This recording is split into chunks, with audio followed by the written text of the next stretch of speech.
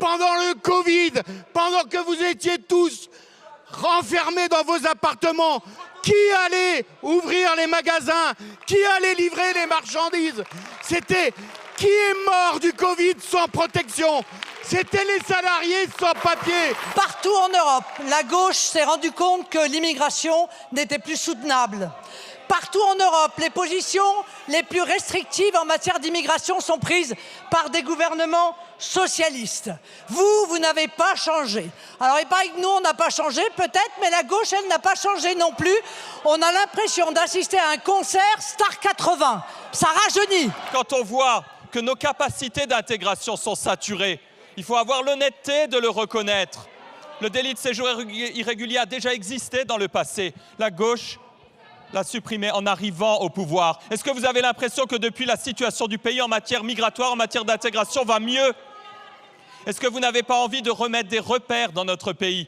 On peut appeler ça des repères de fermeté. Moi, j'appelle ça juste des repères républicains pour que les gens qui rejoignent notre pays le fassent en respectant des règles et avec la volonté pleine et entière de s'intégrer. Lorsque des femmes et des hommes en détresse viennent chez nous, non seulement, comme le disait Léa Balaj-El-Mariki, ce n'est pas en lisant le code pénal, elles le font aussi parce que notre France, notre terre révolutionnaire est une terre de liberté.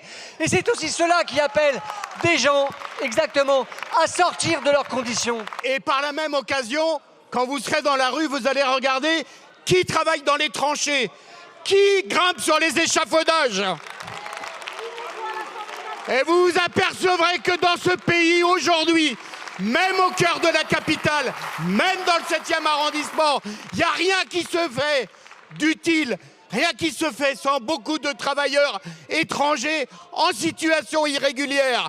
Parce que le patronat en abuse et en use. Et que pendant le Covid, pendant que vous étiez tous renfermés dans vos appartements, qui allait ouvrir les magasins? Qui allait livrer les marchandises? C'était qui est mort du Covid sans protection? C'était les salariés sans papier. Alors je vous le dis, s'il y a une urgence aujourd'hui dans ce pays, c'est que tous ceux qui travaillent, qui par leur sueur font fonctionner ce pays, ils doivent être régularisés.